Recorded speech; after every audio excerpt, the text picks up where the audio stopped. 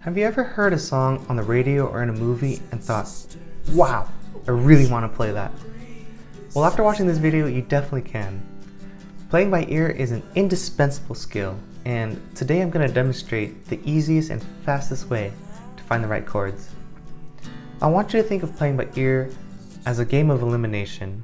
As we continue to listen to a song, narrow down the option of notes that you can play on the keyboard, because not all scales, keys, tones, and chords will work with the song, unless you really want to jazzify it.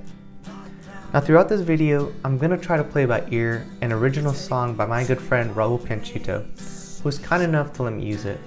I'll leave a link to his music in the description below. Now, let's get started. Before we find the chords, we have to find the key, and before we find the key, we should find what I call the quality of a song. Luckily, we only have two options, major or minor. Now, determining the quality of a song will cut down our potential scales in half. Keep in mind a song can have both major and minor chords, but the overall quality will usually lean towards one or the other. Let's play the song and ask ourselves, is it major or minor? Is it darker or brighter?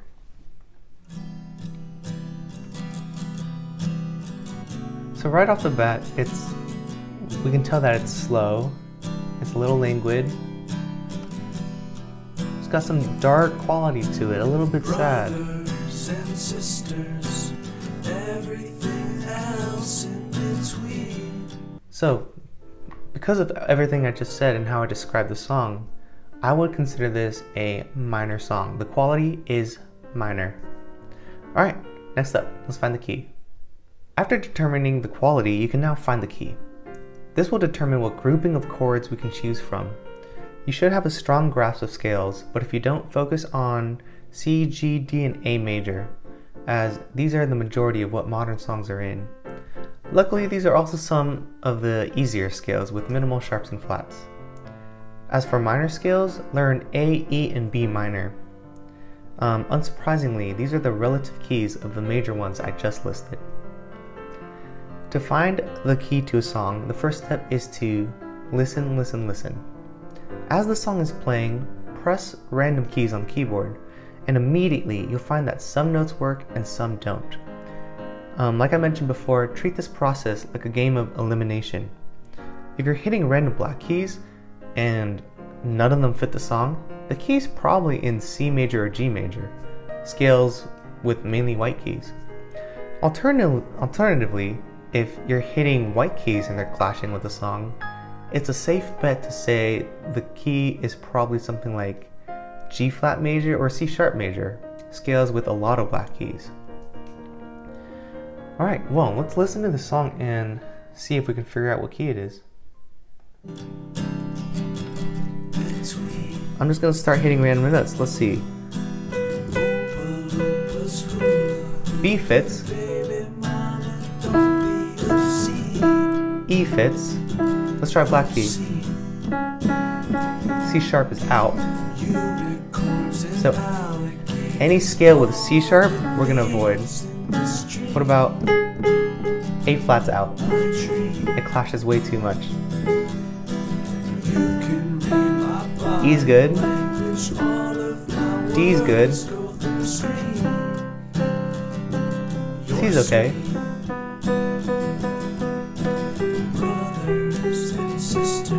F sharp works sometimes.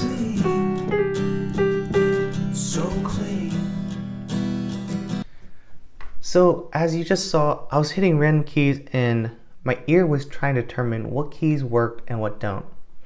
And let's see, we had B was good, A was good, G is okay, F sharp, E, D, and C.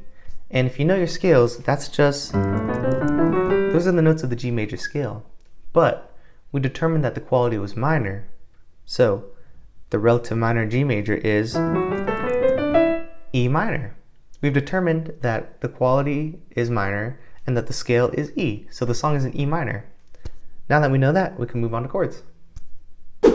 Now that we've narrowed down the key, we can look at all the diatonic chords available to us. Each key has its own toolbox of chords built on the chord tones of each scale. For example, the C major scale contains C major, D minor, E minor, F major, G major, A minor, B diminished, and C major. Now, we had said the song was in E minor, so let's see what chords are available to us. We can play E minor, F sharp diminished, G major, A minor, B minor, C major, D major, and E minor. So those are all the chords that we could potentially play for this song.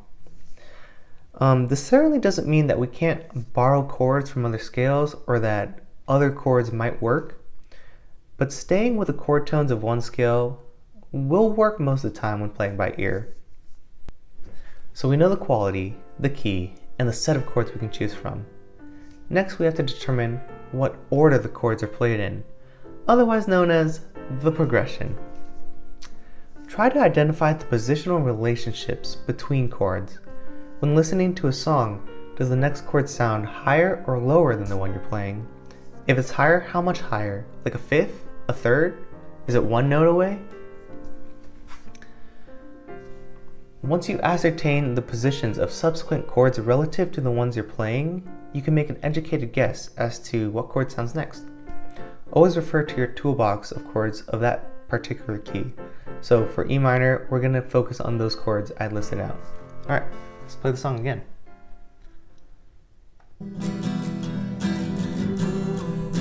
So that first chord. First chord's a C major-ish. So we had dum bum bum, and the next chord is bum bum bum.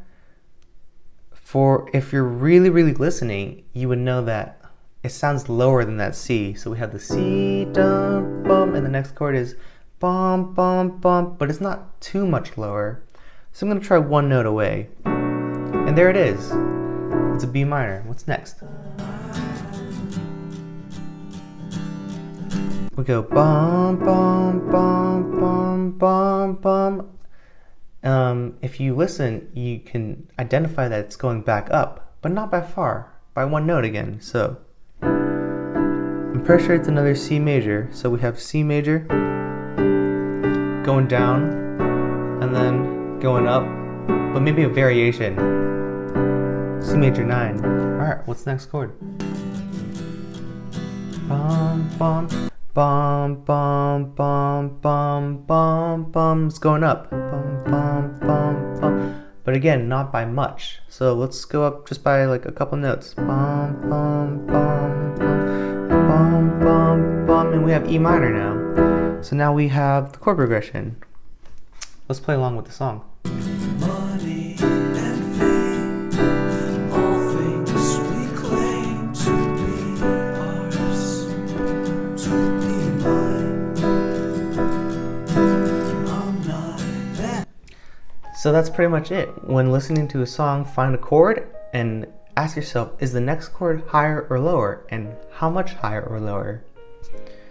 And pretty soon you figure out all the chords of the song, which is pretty amazing. Now that we've found the correct quality, key, and chord progression, the next step is to choose how you want to play those chords. You can do bass octaves, arpeggios, triads, extended chords, stride patterns, straight quarter notes. The list goes on and on. Make sure you check out my left hand patterns video to see what works best for the mood you want. Print out the free reference sheet in the description for a visual of scales and their diatonic chords. Use it when you first try to play a song by ear, and pretty soon you'll be playing all your favorite songs and dropping jaws left and right. Like with anything, it'll get easier with practice. The more you play by ear, the more you'll recognize common chord progressions and patterns. So don't be discouraged if it takes you a while initially. Keep up the good work, and as always, thank you so much for watching.